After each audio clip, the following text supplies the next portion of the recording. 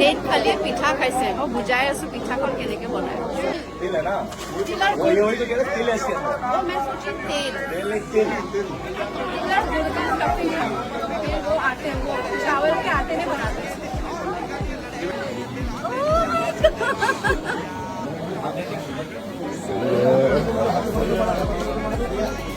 पिठा खाया है ना मैंने, बहुत ताकत आ गई है। अब अंडरटेकर को ना एक बार और हराऊंगा। पिठा